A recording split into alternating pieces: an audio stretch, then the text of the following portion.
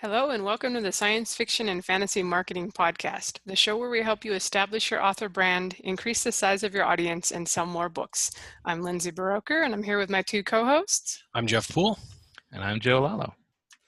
And our guest today is Sarah K.L. Wilson, who is currently publishing the Dragon School, kind of a young adult fantasy series, and we're going to be asking her about that because it's selling quite well, and I'm sure you guys all want to know what she's doing. She's been a USA Today best-selling fantasy author, and she's currently in Northern Ontario. She's also had some success with traditional length novels, but it looks like most of her Dragon School installments are about 100 pages. So we'll be asking her everything about that, and if it's a serial or a series or what's going on here. But Sarah, welcome to the show. And do you want to introduce yourself better than I did? Oh, thank you, Lindsay. Yes, I write science fiction and fantasy, young adult style. And I'm from up in Canada, if you can't tell from my accent. And I'm a huge fan of this show, so I'm excited to be here with everybody. Awesome. Well, I never know when I email people. Most of the time it's like, who the heck are you and why would I want to come on your podcast? But every now and then we get people who actually listen, and that's kind of fun because you already know the deal, so we don't have to train you or anything. That's great. Why don't you start out telling us like how you got started with writing and publishing? So I've been writing for a while, but I didn't start publishing until I put my first book up in 2011. Unfortunately, like the very week that I put it up, I also got pregnant and incredibly sick. So I was sick for about 2 or 3 years, and then I started writing again. And by that time, that book was gone, you know, in the great dungeons of Amazon where no one can find it. And I started all over again in 2016, spring of 2016. So just about 2 years now. I've been at it again. Okay, getting sick for 2 or 3 years doesn't sound very convenient. This was not the bubonic plague, was it? Because we were discussing this before the show. No, it was just, you know, the various travails of childbirth. All right, well, I'm glad you're doing well now, and you're publishing quite often. Do you want to tell us kind of about the Dragon School series, and are these novellas, or is it serialized and chopped up, or how are you doing it? So these are novellas, and each one is, like Lindsay said, about 100 pages. I try to have a complete story arc inside each novella, but they are serial in that one picks up where the last one left off. So they're like small, like 3-act stories, but they're part of a much larger series. I was always a huge fan of long epic fantasy series, like Robert Jordan's Wheel of Time is my all-time favorite. And I also like all of Terry Pratchett's books. So anything that goes on and on and on forever, that's my kind of thing. So to me, having like a serial where it just keeps going and going forever is kind of an exciting thing. I mean, not forever, in case there's any actual readers listening, I will eventually have an end, but a lengthy piece is kind of up my alley. And so, yeah, I've really been enjoying writing these ones, and apparently people are finding them exciting too. Excellent. So you mentioned Terry Pratchett. I've read a lot of Terry Pratchett stuff too. Terry Pratchett, we'll compare it to yours. You say like they're 3-act, they're complete. Like, do you need to read all of the earlier ones in order to understand the current one? Yeah, that's where it's more like some of the longer epic fantasy series where they're like an actual series, like connected. You do have to read the beginning ones. Some people are telling me they're jumping in halfway. I don't know how they're doing that, but they apparently are. And apparently figuring it out. But it's not written to make it easy for people to figure out along the way. And again, a Pratchett sort of thing to do is to have like different narrative threads that you can sort of pick up the beginning of this thread and follow through. Do you have any of that going on? I do have some of that. I have, it's all told first person, but I have various interweavings coming through. And if we get to kind of a dull spot in this one, the other one just happens to show up at that time. And so they kind of coincide that way.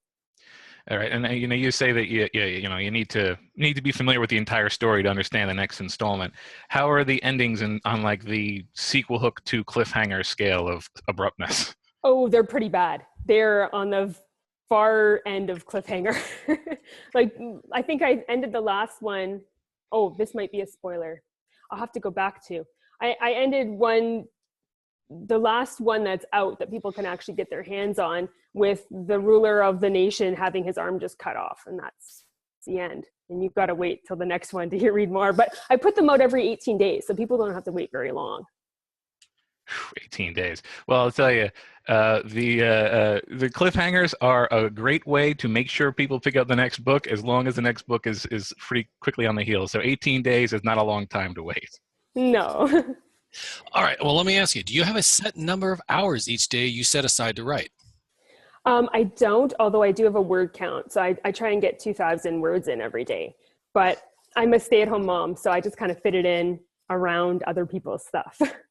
That's it. Well, being a full-time mother, that's just impressive. My next question: do you have to have a kind of like a clean room in order to work? No distraction, no internet, no noise, or can you just pretty much tune everything out and just head right? Because I can't. I need absolute silence, no distraction, because I distract easily. Someone tuned me into brain.fm, and it's like, yeah, it kind of jiggers with your mind and makes you focus better. And so if I put that in with my headphones, I can kind of manage it even with distractions. There's just something about those like tonal pulses that keep my mind focused. So I really like that little tool. That sounds good. I know on YouTube you can find like, what is it, binaural beats or something like that, or different waves, brain waves that are supposed to like help you sleep or help you focus. And they've got some that run for like 8 hours. So I guess you just throw it on there and get going. So I think you're up to the 9th installment now. Is that right? And it sounds like you're doing cliffhangers. So have you had any pushback from readers that are grumpy that there hasn't been resolution yet? I have, and I've had some grumpiness from people who want it in a box set already, and it's not quite ready for that, in my opinion. I do get a little pushback, and yet they are still buying them. So I'm carrying on with this strategy, even though some people are not entirely happy with the fact that it's going on this long without a complete resolution. But some of the plot lines have like resolved and moved into new things. So I think that helps a little bit. All right, yeah, because it seems like readers will complain whenever things start going wrong, and there's always like accusations, but it looks like your reviews are really good overall, so they can't be too grumpy yet. Maybe on entry 18 it'll be different. I've been promising them that by the end of the year I'll put out some hardbacks with all the stories in them. So if I can put them all in one, I will. If I have to put them in two, that'll be fine. And I'm hoping that will kind of mollify those who would rather have them all in one big chunk, one big sitting, instead of having to get them by installments. But it's kind of like watching your favorite TV series, right? Like I can't quite do a new one every week, but it's every 2 weeks almost. So it's like, you tune in for the next episode. And I like those really long TV series that last like years and years and years, and also end in cliffhangers. So I feel like it's kind of like that. Yeah, it's okay as long as it's all out and you can just go pick up the box set or binge watch the whole thing. It is hard waiting if you're a reader. But yeah, 18 days is not too bad. What is that, just the magic number, or was that an accident, or how did that? Well, I kind of stole that. I saw that Craig Martell was going to be doing that with one of his novella series, and I thought, well, that man knows a lot more than me, so I'm going to choose to do 18 days too. And it's definitely looked like, I actually remember like your first ones were coming up around December or January when I was publishing a series, and now I finished my series and everything's falling off, and you're still got them coming out and keeping book one selling pretty well. Do you think it's just kind of the momentum of having a new one out every couple of weeks that's helping with that? I absolutely think that's true. I'm doing some advertising, but it's more on the low end of things. I'm certain it's the rapid release that's keeping all the books buoyed up, because all of them stay up pretty high, and I'm only advertising book one. So I feel like it's that rapid release that's keeping them kind of fresh in people's minds and on their eyes and on the charts. And do you have a master plan of how many installments there will be in the end? Well, I've been saying 20. And I'm kind of hoping to stick to that, although some of my readers are asking me if we can maybe push it a little further, but I'm trying my best. I wrote number 10. I just finished writing that one, and I made it like the classic midway point where, you know, things are darker than dark and it looks like there's no hope as we move into like the next half of it. So I'm hoping that, yes, it will be 20, because then 10 would make sense that way. Yeah, it seems pretty challenging to plot out that many. Like, how have you outlined the whole thing, or are you pantsing it, or how are we doing it? I've always been a complete plotter, but for this one, I have not plotted ahead of time. I only know about 2 or 3 plot points that I plan to have happen in the future, and everything else has just been me winging it. I sit down, I'm like, well, let's see where we go today. At least with the novellas, it's a little bit easier, because once you like get an idea, you can kind of string it out for 20,000 words. And that seems to work for me. I don't know. My mind seems to write novellas a lot easier than it wrote full novels. There's something about that bite-sized chunk that just kind of makes it flow a bit easier for me. Yeah, it sounds like it would be a fun project to do something like that too, because it is just like television in that, you know, you're getting maybe a 45-minute or hour-long entertainment Yeah. each week or two. And that's impressive that you're able to keep them going, keep them coming out. Have you had any stumbling points where you're like, I'm not quite sure what happens next, but I better figure it out because there's only 4 days till the release of the next one? I've written myself into corners twice with things where I'm like, okay, this will be great. I'll leave it on this cliffhanger. And then I go the next day to start writing the next book, and I'm like, wait, how am I going to resolve that? That I have no idea. But generally, I found a creative way to get around that. So I'm confident that it should keep working. I have a book finished a month before it's going to go out. So I have 30 days if there's a problem to figure out what's wrong and fix that, which I think is just about enough time. No, that's a good idea. Did you bank a couple before you started publishing them? Yeah, I banked 2, and I had 2.5 done by the time the first one came out. And I released the first 3 a week apart to just try and get them a little bit of momentum. And then after that, I started the 18-day thing. All right, cool. Well, I'm going to be watching to see how it comes, how things keep going once you get to 20 too. And I am curious because we have had a few authors on that do YA, and we've discussed how it can be challenging since your audience doesn't have credit cards yet, so they're probably not on Amazon unless somebody got them a subscription or gift card. Are you finding that more of your readers are adults, or are you able to reach the younger readers? Most of my initial readers are usually adults, and then they tell me about, you know, their nephew or niece or grandchild that they've passed the book on to. And I've had a couple school teachers telling me that they plan to like get them for their classes, but I'm definitely initially reaching adults, and any youth that I find after seem to be like through those adults. It is hard to market YA, but I think there's a fair number of adults who like to read YA. A lot of women, it seems, in their 30s are very keen on it, which, hey, that's me. So I guess I'm my demographic. Yeah, it's definitely you find you often tend to attract like-minded people for some reason. It's odd.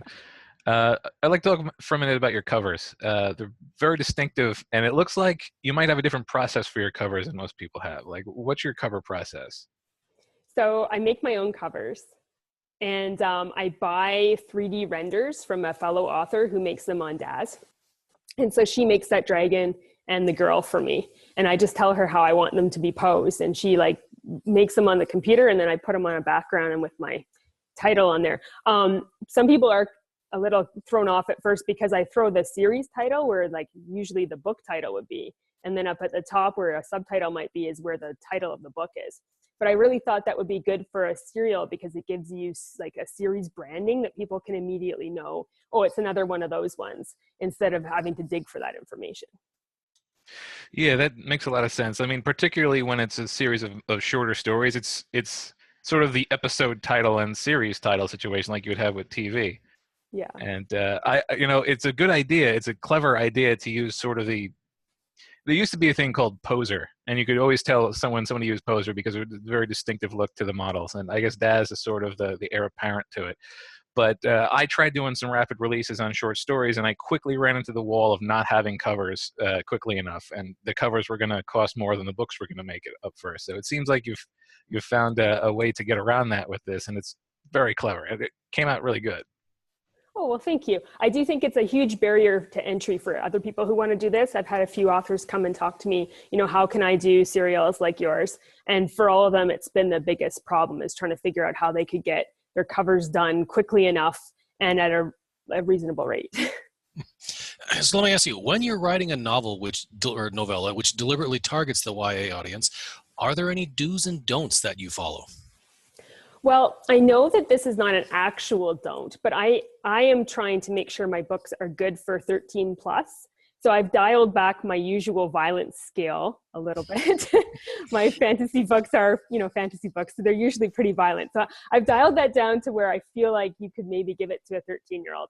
And I've tried to keep, the fantasy swears are fantasy swears, not like from our life, and dialed back any steaminess, so it should be good for the 13 plus crowd. I think that's why grandparents and aunts and uncles are okay about buying them for their nephews and grandchildren.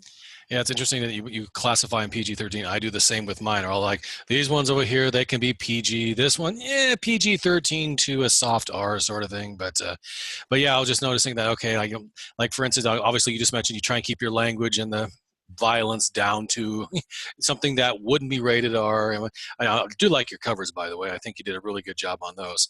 And I do something, I don't do something similar, but I actually do my own typography on some of my covers as well, where I just couldn't get the guy that was doing them just to do it the way I wanted. So I got Photoshop and I learned how to use it. I'm like, if I hit this, ooh, cool shadow effect, that might look good over here or whatnot. So very well done. Oh, thank you. Yeah, I think the covers are definitely a selling point, and I'm sure they play a role in how well your sales have been. I mean, they have dragons, and as you know, we've discussed on the show before, what's sexier than a dragon on the cover?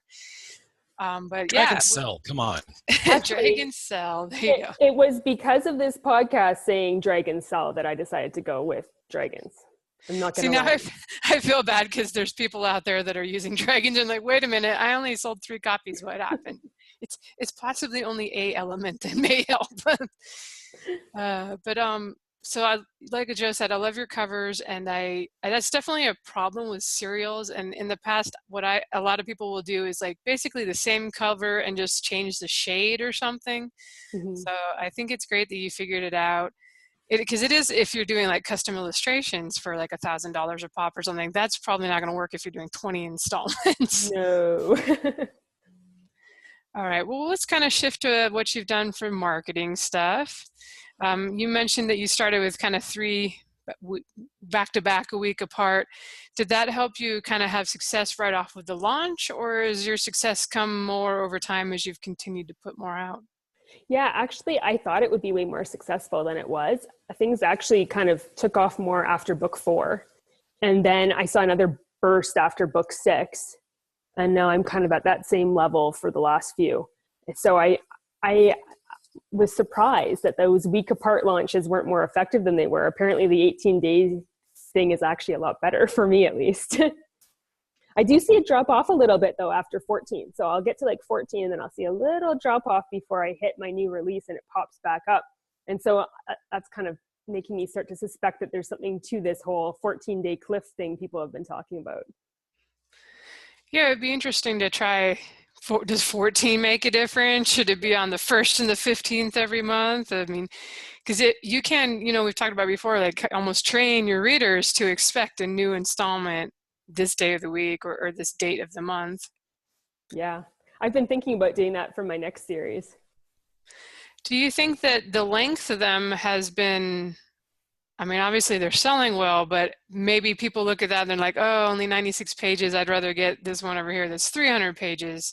Do you think that that's hurt you at all? Oh, absolutely. I get emails from people all the time that say, hey, I got your book like as part of your ARC team or whatever, but I'm not going to read the rest because they're only 100 pages and I feel like that's a ripoff. But then again, I can actually support myself as an author now. So I'm going to just keep on doing this. Yeah, that's one of the things with the serials is you kind of try to figure out the pricing. If you do 99 cents for each one, people aren't going to complain probably, but you're not making very much money. So you've got yours at 99 cents for the first one and then $2.99 for all the successive installments.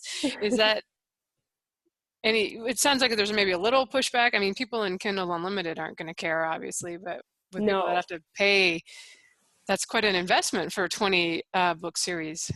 Yeah. So I track read through. So with Kindle Unlimited, I've got about an 80 to 90% read through the whole series. So that's obviously there's no barrier for them at all. But with people who are just direct buying it, I see a 50% drop off after book one. As soon as that price goes up, half the people are like, no. And the other half seem to carry on with me at a more standard rate of about 80%. Hey, 80% is good. All right, so it sounds like you had a pretty solid plan for this, and you prepped pretty well. As the releases went on, well, you mentioned how like things didn't really pick up until 4, so it didn't exactly perform exactly as it did, as you expected. But did you find yourself sort of looking at the information coming in and adapting your method, or do you stick to the guns and just assume things would work out? Well, I had a escape plan for after book 4 if it really wasn't going well. But since it picked up right around book 4, I was like, okay, I guess I'm going to roll with this. And after that, I tweaked my advertising a fair bit, and that's really helped me. I moved into pushing Amazon ads a lot harder, and that gets me those KU reads, which is really helping, even though it's like short novellas, so that's not that much from KU. If I get enough people falling in there, then I get enough reads to support the whole endeavor. And so how did you sort of keep tabs on how things were going and decide what needed to change and anything like that? So I'm one of those people who are bad with numbers, but this year I've decided to be different. So I have been tracking everything in an Excel document, and I got someone's read through calculator, which I gave you the stats from that. And I also am tracking all of my ads daily, and also what percentage of my income is being spent on that. And that kind of helps me see, where sales are compared to where my advertising is, and so I can judge effectiveness. And I tweak basically on almost a daily basis based on the sales from the day before compared to what I spent on advertising the day before, and just kind of make sure that my Amazon ads are actually getting to like new readers and not the same old crowd all the time. Do you encourage any interactions amongst your readers, social media, blog followers, that sort of thing? Yeah, I have a Facebook group that has, I guess, about 600 people in it supposedly, but only like 30 really participate very strongly. And we kind of chat. Those are like, yeah. I'm also part of, I teamed up with 3 other authors, and we joined our newsletter. We're all YA science fiction and fantasy authors. And so we also have like a fan page on Facebook and do live videos on there and that kind of thing. So because I share it with them, it kind of brings in some different eyes, but also my fans get to see more stuff too, which is kind of cool. So let me ask you this. How often do you post something, let's say in your Facebook group? So I'm posting once a week, interviewing authors about YA books, but we call ourselves the 6 queens. So the other queens are posting. That's a cute name. I know. Well, it was supposed to be the 6 queens of YA because there's supposed to be 6 of us originally. There's only 4 of us now. It was only after we bought the domain name that someone's husband suggested that maybe that could be read a different way than what we intended, but we hadn't thought of that.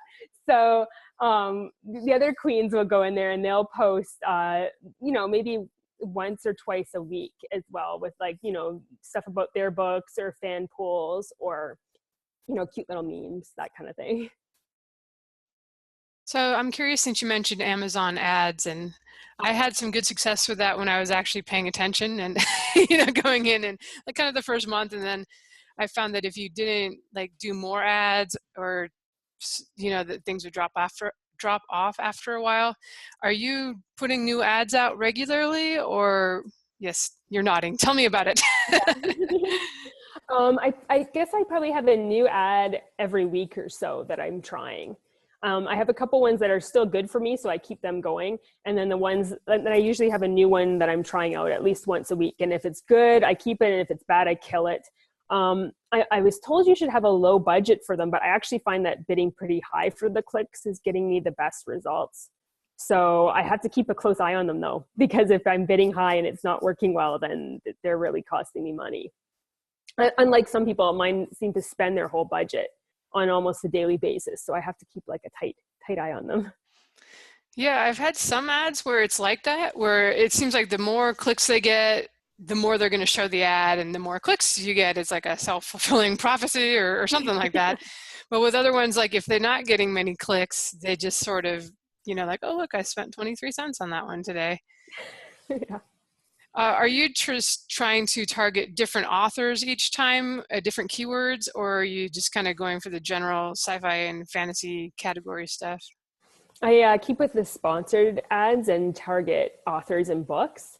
And I started, with just like my also bought circle and with my categories. And then I kind of moved out to more like a wider crowd, trying to see how many new people I can pull in there. But it seems to take a while when you're targeting authors before people actually start buying. Like they'll click, but maybe not buy for the first while.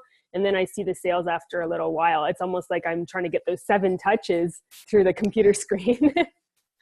Yeah, it is funny, especially when somebody's bidding higher maybe than the average, you'll see that book over and over again on different fantasy books or whatever. And are you, since you mentioned a lot of your readership is in KU, at least as the series goes on, maybe you're getting a lot of people buying that first one at 99 cents. Are you having a hard time telling just like how effective the ads are being? Because since Amazon doesn't report the borrows? Yeah, I don't think my stats are anywhere close to what they actually are. So I'm basically I'm tracking my daily sales by units, and then I'm tracking like how much I've spent on Amazon ads, and then I'm just kind of trying to guess from there. Because I'm also tracking borrows. I'm trying to guess from there how effective the ads are. And if my borrows and unit sales numbers are dropping, then I assume the ads are ineffective and start killing things. And if they're good, then I assume the ads are effective. So I mean, there's a lot of assumptions there, but at least I'm tracking daily to try and guess what's going on. Yeah, it can be tough. I mean, we've had people say that they turned off the ads and nothing changed. And then other people say they turned them off and yeah, they saw a big dip. So at least with the ACOS, at least they're reporting actual sales. But yeah, with KU factored in there, it can be tough to know. Yeah, it really is, especially because you don't know until you turn them off. There's been a couple where I've turned them off and, oh, maybe that one actually was working for me. Yeah, there's the sales ranking down 1,000 points. And have you tried anything else besides Amazon? Any Facebook or BookBub or other ads? I did try some Facebook ads early on, and those ones, when I killed them, it made no difference whatsoever. So I'm assuming they were completely ineffective. It wasn't until I poured all the budget from that into Amazon ads that my income started to pop up a little bit. I tried a couple BookBub ads, but I'm not good at those yet. That's one of my to be learned for 2018. Yeah, and it could be the genre too. Like I mentioned before on here that I had really good luck with BookBub ads on the sci-fi romance, maybe because they don't have that category on there, so the readers are not getting what they want. But when I did the epic fantasy, I didn't have very good luck. So maybe it's just the dragons are not as big on BookBub. I don't know what the problem is. They don't have the dragon lovers there. They need to get some of those dragon lovers. Dragon lovers belong everywhere. That's right. All right, so it sounds like you do a lot of what I would call maintenance advertising, where you keep the ads going to keep the sales going. Does your advertising differ around launches? I mean, you're launching every 18 days, so it's always sort of a launch period for you. But like, do you have a different thing you do on launch day? On my very first launch day, I did like all the newsletter things where you get into like Bargain Booksy or those kind of ones. And I didn't get great return. And I also did a lot of newsletter swaps for that very first launch. But since then, I've just been kind of relying on the fact that it's a serial, and I haven't done anything different on a launch day, except for tell my followers. I have one of those many chat bots on Facebook, and so I throw out an announcement on that. And for a little while, I was trying SMS texting to fans, but that died in the water. So those were the things I used to do on launches. Yeah, there's a few ways in which people are eager to learn about new products, and I feel like text messages might not be the best one. But No. it's good to know that if you have a good advertising plan, then you can sort of just stick to it and not worry too much about the specific position in your launch cycle.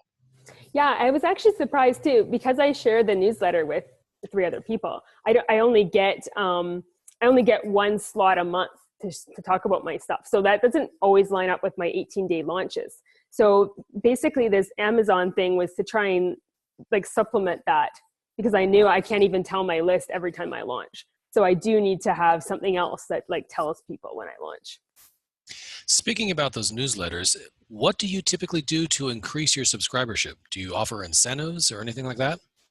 Well, we have like a anthology of our short stories that I don't know how attractive that is to readers, but it does draw some people in. And I think mostly at this point, we're mostly bringing people in organically, although occasionally we do like a giveaway or something, like just with us to bring people into the newsletter as well. But that seems to be having diminishing returns these days. Like last year at this time, my newsletter was like a lot more powerful than it was before I joined up with the other authors in November. It seemed to have like diminishing returns all year. I think at some point they're probably there for you, or you know, or the other people that brought them in, they're there for them. So yeah, that's an interesting idea. I think I would do that in conjunction with my own, you know, so I don't know. So but yeah, the more people though that you have promoting your stuff and plugging the newsletters, there's definitely nothing wrong with that because all those authors are bringing in readers too, and maybe they like dragon lovers. Maybe they do. So since your focus right now is on Amazon, could you talk about what your strategy is as far as picking keywords and categories? Because I've noticed you've got bestseller tags in a couple different categories, and you have so many installments that you could be in a different category with every one if you wanted. So my main character in my book is disabled. So for my very first one, I added a disabled category to the list. So it's like teens, something disabilities. And it's kind of stuck at the top of that category. And I had added it to the next two as well, but then I realized I was flooding that category, so I just didn't add it anymore to the books. I felt like it would be unfair to completely flood this category with my Dragon School books. But that first book is 105 pages, according to Amazon. And that apparently flips it just past the novella range for them. So my other books tend to get a bestseller tag in like teen and young adult short reads, 2 hours or less. And the first one doesn't. So sometimes one of them will pick up a number one for teen short reads or for science fiction and fantasy short reads. But Amazon just adds those automatically based on how long they are. Then I purposely add the dragons and mythical creatures tag to everyone because obviously they're dragons. So I feel like they ought to be in that category, but I haven't gamed the categories in any other way. Like I've just let Amazon add whatever they want to add based on my keywords, which are usually sword and sorcery and dragon keywords. And occasionally I'll throw in the fact that she's disabled in there too. All right. I'd like to talk a little bit about KU now. All of your books are in KU. We talk about how it can have some impact on your pricing can be less important potentially because these people are able to get it more or less for free. How much of your income, you talked about how your read through and stuff for KU. How much of your income comes from KU versus actual like purchases? It's 50% right now. 50%. I'm surprised it's not higher. A lot of times, like in a lot of situations like this, KU becomes just the lion's share of the income. I think it's because they're so short that I actually don't get paid very much per novella when they're in KU. Well, yeah, KU, that's true. The page reads is a big thing. And do you feel like the being in KU, like it takes the sting away from what others might consider to be a high price for a low length? Absolutely. I have a lot of readers who tell me that they're in KU and that they read my stuff in there and they don't even pay attention to price. So that's very helpful, especially because all their reads kind of pop the book ranking up quite a bit. And so then it gets more visibility for free. Okay, I've got to ask. If all your titles are in KU, what prompted you to do that? Why not just release them wide and try to appeal to as many people as possible? Well, I figured with a serial, that's going to be less appealing to people just in terms of sales. And so I wanted to get as many eyes as possible on them to get that extra boost. And I know that people in KU get like a higher book rank and more visibility than if you're not, just because Amazon likes that. And Have all you ever, those page reads feed into it. have you ever, I mean, are you going to possibly eventually release them wide, or you just plan on sticking them in all at the same time and leaving them there? No, I plan to eventually. I'm hoping eventually that I could anthologize them and release them wide then, because it's my understanding that in like the wide world they like a good discount on anthologies. So that might be a good way to, put them out wide where everybody can get them when they're all like a unit together. I feel like KU is actually a really good answer right now if you do want to try something like this, because otherwise you would have a hard time selling them at $2.99, I think, for the 100 pages, especially with so many. When people are like, oh my gosh, there's 10. Yeah. That's $30 right there. But with KU, like you said, nobody cares because they pay their $10 a month. They can read as much as they want. And you mentioned before that you are planning to bundle them at some point, and that does seem like a good time to do it. I'm actually surprised you haven't done one yet, because it feels like you could do like each 5 maybe into a bundle. Have you put any thought into that, or just wait until you have more done? I have thought about it. A lot of people have been trying to push me to put them all together, but I'm worried about it cannibalizing the rank of the early books. And I rely on that rank to get visibility right now. So that's my main strategy, is keeping them high enough that people see them at the tops of categories. And if I don't have that, then I don't have my free advertising. Yeah, you could do 1 stays by itself at 99 cents and 2 through 7. Yeah, I guess you could put it out there at like $9.99 or something. So only a select few would make that investment before reading the first one. But yeah, I think that when you do that, it's almost like you can do a re-release. Maybe once things do slow down, that's another opportunity to, maybe get a book club, or if you go wide too, like you said, it's all right, I'm having a little dog interference in the background. So would you like to say anything else about bundles or plans to going wide? Well, I hope to do another serial like this one, but different, starting next year. And so I figure when I start with a new serial and it's in KU and we're rolling with that, that's what would be a good time to bundle this one up and kind of sell it wide to everybody, but as a bigger bundle. My friends who are wide tell me that higher priced items do a little bit better wide. So I figure once they're bundled, then they can be higher priced, and not higher than the price of buying them all, but a little bit of a higher priced item, and then they can be more popular wide, hopefully. Yeah, I would say that's a pretty accurate assessment. I know that particularly places like Kobo and like that are notorious for being able to handle a higher price than other storefronts. So it's definitely a useful way to go about it. You're talking about like you already have plans for what comes after, but you're doing a very rapid release schedule. How much time is left in your given day to potentially be working on the next thing? Not too much, but I know from experience that if you don't have a plan for what comes next, then you kind of fall in a slump in between. So I am trying to strategize for the next one. I've gotten about as far as figuring out my categories and what I'm going to write about and getting a tagline, but not much further than that yet. Do you foresee, like, as you get toward the end of you can feel the story winding down, that you're going to just try to adapt your work pipeline to make room so that you can have a few books banked for the next thing? Yeah, I'm hoping my youngest goes to school in September. So I'm hoping that once I have a house without kids in it during the day, I can maybe find enough time to squeeze in some extra time to bank some novellas for the next one. Yeah, and I want to say, like, it's talk about your full-time mom. Like, there's a new baby in the house upstairs right now, so I'm familiar with the requirements. When you're talking about the length of the books you're doing, just a few extra hours in a day can really help to just double or triple your output, as long as you've got the creative juice there. So a little bit of planning now can really give you your time for the beginning of the next series. I sure hope so.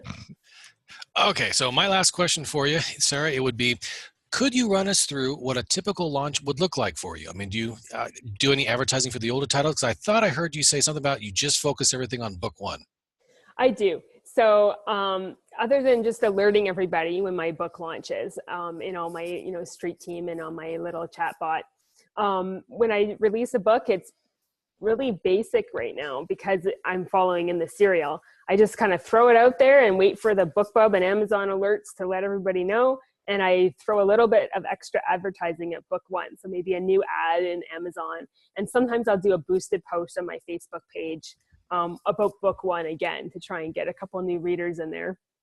And yeah, it's like way more streamlined than my old launches with full novels used to be, because I'm really relying on the tail of readers from the serial. Have you experimented with free days at all yet, or are you sticking with that 99-cent price tag? I did. I put book two up as free because I didn't want to, I was worried because of all these reports about people's books going into free and then losing their rank forever. So I threw book two up for free as an experiment. And actually, it really did help things enough that I've been tempted to do it again. And I might do that soon. Not with that one, but with one of the others. With 10 ready, that's a lot of books you can run for free now and then. Yeah, that's kind of an interesting idea of just randomly doing, let's just do book 6 in the series. And did you find when you did 2 that a lot of people picked it up and then bought book 1 because they were confused? Yeah, I saw a ton of new sales to book 1 and book 3 right around the time it was free. And then there was like a little tail just like after a BookBub for like the next couple weeks after the free run. Nice. And did you advertise that anywhere, or is it just sort of people scouring the lists and finding it that way? I did one BookBub ad, like a really small one for it. And I did a Facebook boosted post for it too. All right. Now you got me thinking. I'm like, the series I've been ignoring for the last 3 months, maybe I should randomly make book 2 free. That's right. Book 2 was a good one, dang it. All right. That's it from my questions. We had a couple from Twitter that we've kind of already talked about, but I'll ask them anyway, just in case you want to expound on anything. Dale was wondering, do you see your series as a serial or a series? And is there a distinction? Does it even matter now in 2018? Oh, I definitely see it as a serial. I've talked with some other serial writers, and there's like a distinct flavor to serials. They're, very fast paced.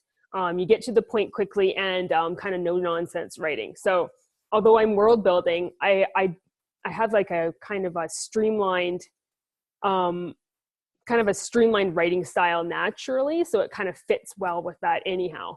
And I think you would have to have that to make serials work well, especially novella serials, because it has to be, fast and punchy and not too much fluff around the edges. I believe my editor called it a restrained style. Yeah, I actually think of the difference too, almost like you mentioned you're doing all these cliffhangers, and I feel like if you were doing a series of full novels, that might be a harder sell. Like, I don't know, people see a novel and like, I expect it to have a beginning, middle, and end. Whereas if you see like an installment in an ongoing serial, I at least would be not surprised if there was a cliffhanger at the end. Yeah. All right, last question from John, and we talked about KU, but he's just wondering, how did the economics of KU play out with your novellas? Anything you want to mention that we didn't, we already touched on 50-50 income and that kind of thing? So I have one of those read-through calculators that tells you how much your series is worth if you get a new reader.